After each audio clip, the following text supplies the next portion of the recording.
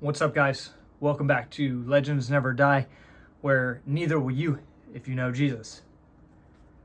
This may be the most hobby relevant and important hobby video I ever do on my channel.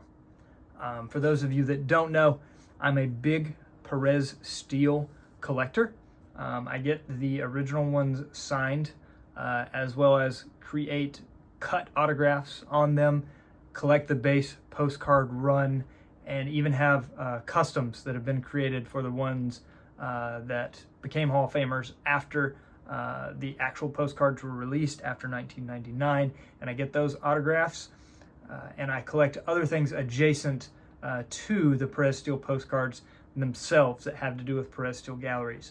In the background there, you can see the original boxes that the postcards came in. You can see several of the series back there. I'm going to show you some other things in this video that are unique, or at least very scarce, and some things that, in my opinion, outside of the art paintings themselves, are the rarest Perez Steele related items in the whole world. And they have to do with the registration cards. Before I get into that, I am going to say this is part one of a part two series.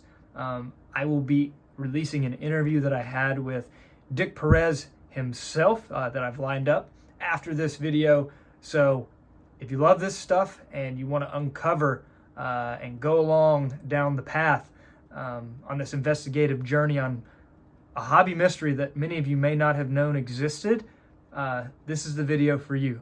It may be long, but I strongly encourage you to stick around and watch it till the end so you can get the full context from both parts one and part two, and discover something that typically only has to do with pre-war, where much is unknown and new things are discovered every day. I believe, to my knowledge, I may be the foremost knowledge and research done on this specific topic to do with the registration cards. But without any more introduction, let's get rolling. Like I mentioned, the boxes in the background, they came in something that looked like this. This is an original box that came from Perez Steele Galleries to Kevin Hunsicker, and his sets were in this that he ordered directly from Perez Steele Galleries. I imagine not many of these boxes have survived, as why would anyone keep these? But I do have three of them myself. There's a Chip and Kevin Hunsicker, and here is a Chip Hunsicker Jr. And you can see that these have serial numbers on them. I don't know the significance of that. I don't think it's to do with the sets, as those numbers were not the ones enclosed when I got them. Something else that was unique, however, in one of those boxes, here is the guarantee registration card return envelope from Perez Steele Galleries. It was included in those boxes when you did this. Now, if you're unfamiliar with the process or how this works, I'll give a brief synopsis. Back in 1980, when these started, you were to purchase the first set, the first series. There were 15 series total released subsequently from 1980 to 1999. In each of those series, in your set that you would order, there would be a registration card included. And this was pre-internet. What you would do would be fill out this registration card, send it back to Perez Steele Galleries with, the funds, and you would get and be guaranteed the same serial numbered set for the next series. If you did this continuously, in theory, let's say your set number was 546 out of 10,000, you could get a complete set, start to finish, if you did it every time, of the serial numbered to 546. Some of those are out there on the secondary market where you can buy a complete set, unsigned, with the same serial number. Now, what I discovered that was unique in one of these boxes, as I'm sure these were thrown away by most people, here's a checklist for things that you could order from Perez Steele Galleries. And what this is interesting. These are ones that you could purchase that were left over from sets that people did not continue their series each time, so they had some random numbers available. But what's key to this that I'm going to point out is this letter. Now, it's a mass-produced letter. It's not a handwritten letter. It wasn't rare at one time, but it probably is now, as I'm sure many people threw them away. But there at the end, it says, "We have been commissioned by a major corporation to create baseball art for them. Assuming the fruition of this program, Perez Steele Galleries will become a household word. We are delighted to have shared this Hall of Fame program with you, and we look forward to presenting you equally fine opportunities over the ensuing years. Cordially yours, Perez Steele Galleries." This letter is from October 1981. That company was Donruss. That did come to fruition. They did do the Diamond King series. Okay. Again, for the purposes of these videos, though, this is about the Hall of Fame postcard series and the registration cards that have to do with them. Now, about 2 years ago, in one of my saved eBay searches, I stumbled across an item I had never seen before, which I'm going to show you now, so that I'm not just talking this whole time. This is a guaranteed registration card, signed, which has been authenticated, to be Brooks Robinson's autograph. As you can see, he filled out his address, the city, the state, the zip code, as in what I've been told, these registration cards had to be filled out by the Hall of Famers themselves if they wanted to receive the same serial numbered set for each series going forward, just like the average person. Because again, remember, this is pre-internet, okay? So I'm going to put that Brooks Robinson there in the background. That was about 2 years ago. And to that point, I had never seen another one. There was a red roughing that was on eBay at the same time, also authenticated slab, but it went for far more money. Mike Moynihan, baseball collector, recalls this. As I had pointed it out to him at the time, he decided not to go after the other one, but he agreed with me, as one of the prominent Perez Steele collectors that I'm aware of in the world, that he had never seen one before on the secondary market. Now, 2 years passes by, and very recently, within 7 months ago or so, we'll say, something interesting happened. Another one popped up. As you can see, signed by Brooks Robinson. What made me buy this one to think that this was real is it is also serial numbered to number 184. And we're talking 2 years of separation. Different seller on eBay, more than 2 years removed. For it to line up as the same serial number makes me think this is real. Because for each series, these essentially would be one-of-ones. This one was released later in 1981, this yellow series. It was actually series number, let me check my notes, series 5. The one in the background there from 1980 that is green is from series number 2. Okay, so that's one of the things that confirmed to me, wow, might be legit. Like, this may be another one-of-one that Brooks Robinson filled out this postcard. Now, this seller did not just have one. And I did a lot of research before I decided to potentially purchase these. I reached out to Baseball Hall of Fame collector Bill. I also reached out to Baseball Hall of Fame autographs Frank in terms of the autographs themselves, because this lot that the seller had, they were not authenticated. They were not already slabbed. So for the autograph purposes, I wanted to know if they thought they were real. They confirmed this for me. They believe them to be real. In lieu of an actual professional, I would take their word for it within the hobby. Then I started cross-referencing, okay, do all the serial numbers line up? Or are there any duplicate series? Is someone trying to pull a fast one here? Are they creating fraudulent items? Are they duplicating the same ones? You know, are they trying to take advantage of the market? Now, a couple things. One, if these were to be real, this would be an extremely niche market. They're all essentially one-of-ones, very unknown to even most Perez Steele collectors. Outside of myself and Mike, there may only be a handful of others that realized that the Hall of Famers themselves filled these out. So I cross-referenced all the numbers. I also looked up when each of these players died, because some of them passed away during the signings of these. So, you know, if one was signed that was dated past their death, obviously that's a fake.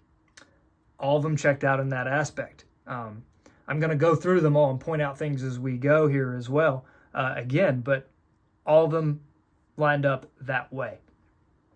Also, something I found interesting, with only a couple exceptions, every one of the serial numbers were below 200. At the time of when these were completed, in 1999, there were 262 possible Hall of Famers that had them actually made in these series that could have received the registration cards and could have signed them and could have sent them to Perez Steele galleries. Okay? There were 97 possible players that were living. So 262 subjects, but 97 possible players living. Some of them passed away, like I said, during this process. To this point, assuming that these are real, and I'm going to point out why they could be, there are 35 different players exist. I own 29 different players.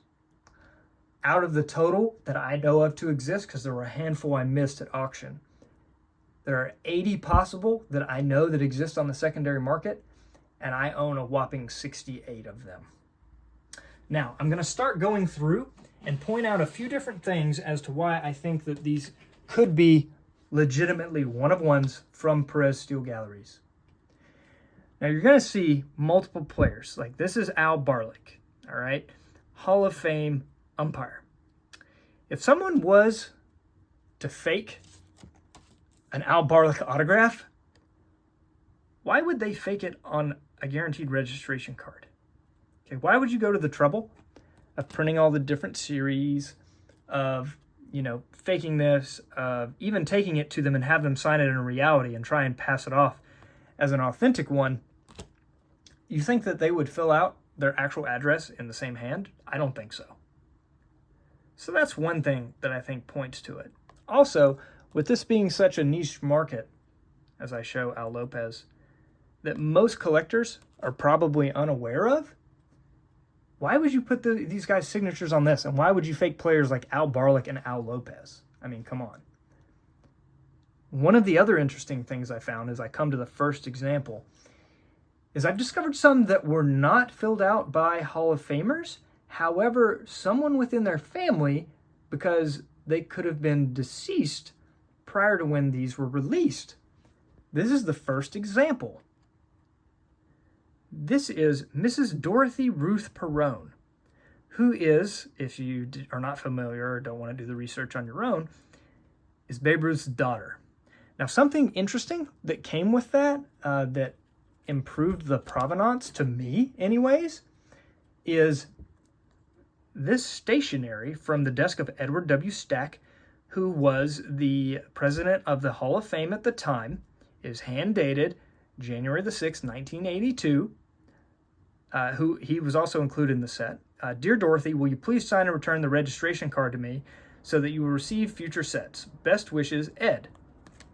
On the back is the correspondence from Dorothy Ruth Perone saying, Dear Ed, they are simply beautiful and wish everyone good luck in the new venture. Thank you for being so thoughtful and including or sending a set to me. P.S. Best to the family. See you in August. Dorothy Ruth Perone. And it is stamp marked there from New York City, January 1st, the 8th, 1982, which lines up after the date of the 6th. So, were these sent to next of kin of these Hall of Famers that were deceased prior to the creation of the postcards? Something else I discovered. If you were going to fake these, would you have the athlete sign it and then typewrite out the address, the city, the state, etc.? I think not. Why would you do that? Why would you not want it to be uniform? And if you were faking the whole thing, why wouldn't you just fake another one that looked better?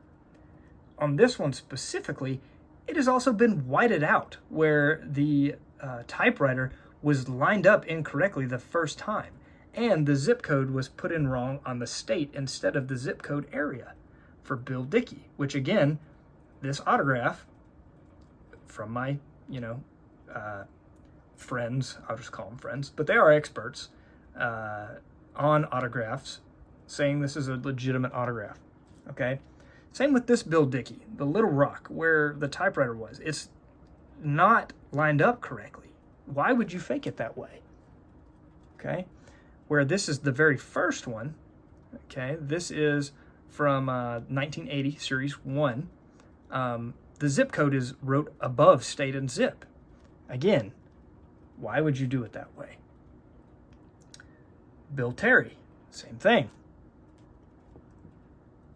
Billy Herman with the typewriter on it. Fully filled out. That one's fully handwritten from Billy Herman. So is this one from a different series. Okay. Now I'm going to speed up a little bit going through these because I don't want to take too much time. Of course, you guys can pause on any of these. That is Billy Williams. Okay. And again, obviously cross-reference for all of these players could have signed these during their lifetime when these were released that I've went through so far. And all of those I just showed were all from one seller, okay? So maybe you could say, this is one guy trying to pull off a fast one. Other than the Brooks Robinson that I talked about, that was a separate seller. There's this Bob Feller, okay? This Bob Feller was purchased in a Probstein auction, a different seller than the other large lot that I purchased over time from the same seller. Okay, so that's a different source. And if you say, well, the same seller could have sent that one to Probstein to get more eyes on it. It was in the middle of this. And why would he send one, and it being Bob Feller when there are bigger and better names that I have in this stack over here, that you would send to Probstein to try and get more eyeballs on it? I mean, if this was, as I show Bob Lemon, if this was a money grab, if this was a scheme, if this was trying to pull a fast one, as I show another Brooks Robinson, why wouldn't you send it to a major auction house to get the most eyeballs on it as you could?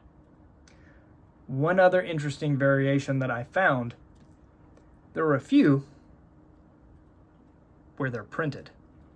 But if you look at this Brooks Robinson side by side his autograph, that looks similar, doesn't it? But again, if you were going to pass one off as fake, why would you print his name? No one would believe that that was real. However, there are a few within these that I purchased that I do have my own questions about. This one, for example, it only has a signature. Okay. Now, I mentioned my theory also about the serial numbers being 200 and below. The vast majority of them, that is the case. To me, if Perez Steele as a company was going to set aside some for Hall of Famers, celebrities, etc., they would have specific low numbers, probably lower than the current Hall of Famers that existed at the time. This serial number is 4,563, and none of the rest of it is filled out, even with a typewriter. To me, this one looks like it could have been one that was signed after the fact by the athlete. But even then, who would do that? Why on a Perez Steele guaranteed registration card? These aren't a known thing to be popular, as I show a Charlie Gehringer, or something that would be sought after, which would, get the most money on your money-making scheme. Here's another example. This is Earl Averill, who passed away early on in the process of these Perez Steele postcards being released. He actually passed away he passed away during what would have been Series 7. So very few of these are possible.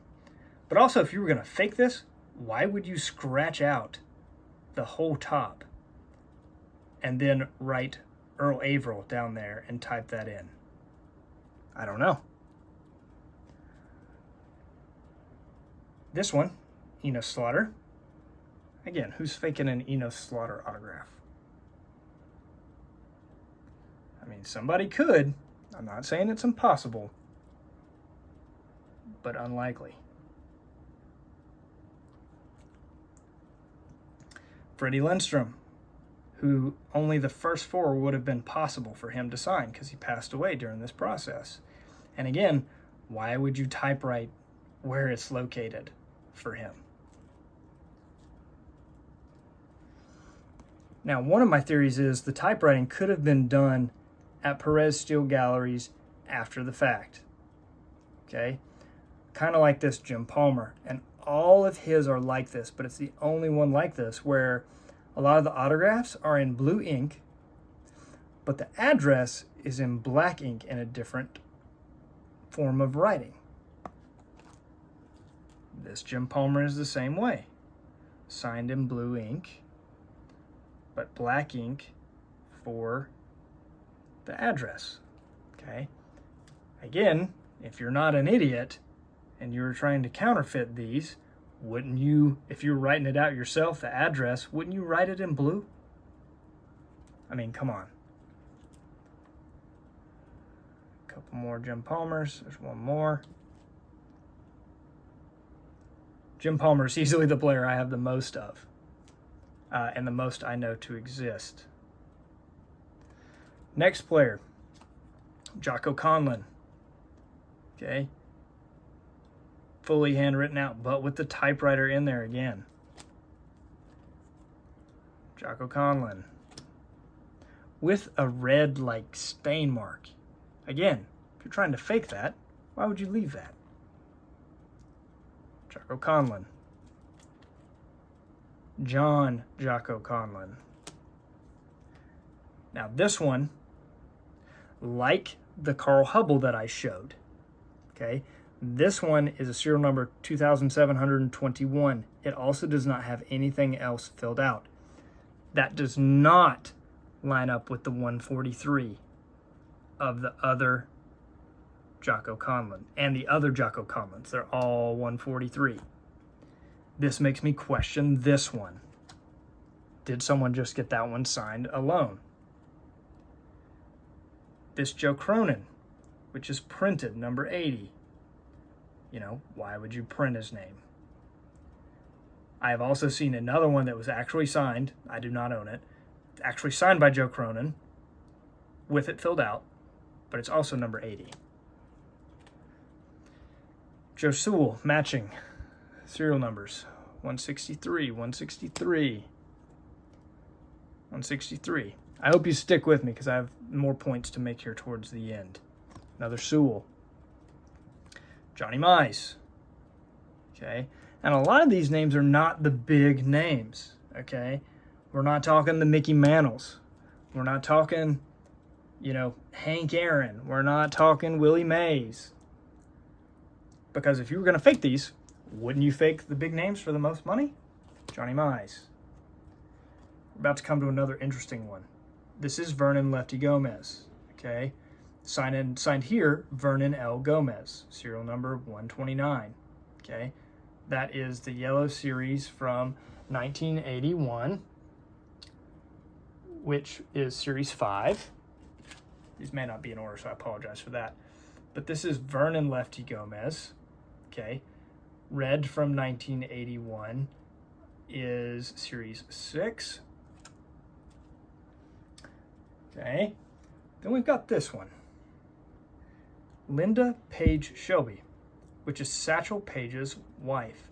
Set number 125.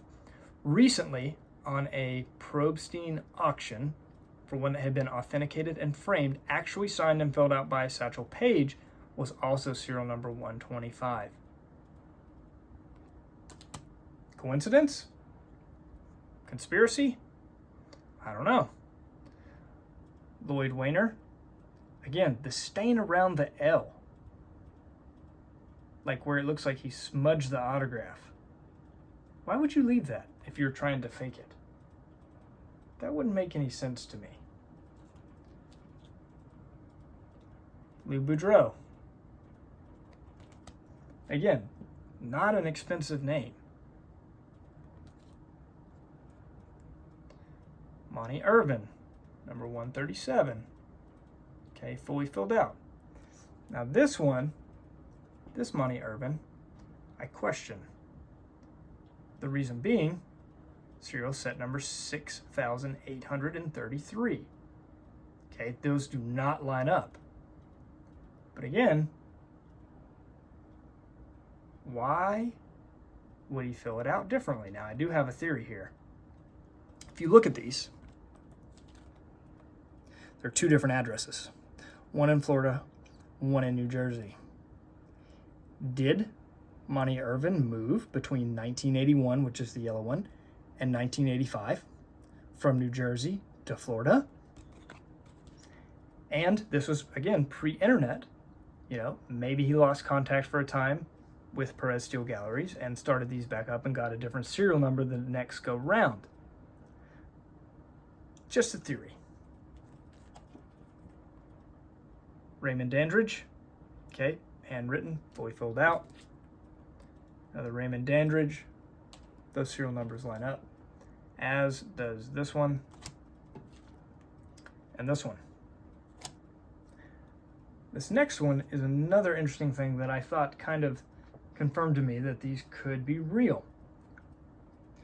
When I saw this one, I said, who the heck is Rena Linhart? I have no idea who that is.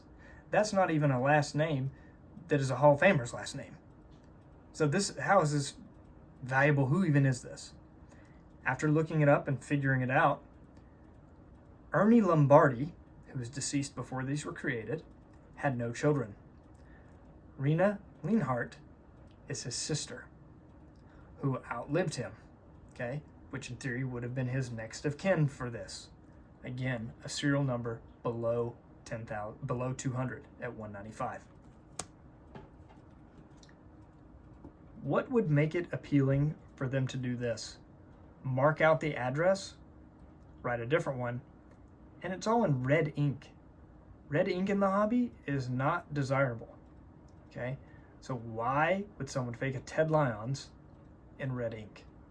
And put the state and the zip code in the wrong place with a typewriter. Then there's this one, Mrs. Urban C. Faber, okay? The address is in the wrong place. It's in print for Red Faber's wife, as he was deceased by the time this series released. Also, she wrote in what set number or what series it was. Because, funny enough, between series 4, which is what this one is pinkish red, and she tried to miscorrectly possibly write a 5, it looks like, would have been the next series there where set number is, where you don't need to write that. If you were faking this, why would you write that there? Here's a Wait Hoyt,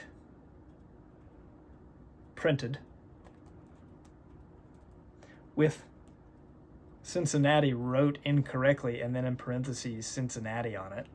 Again, why?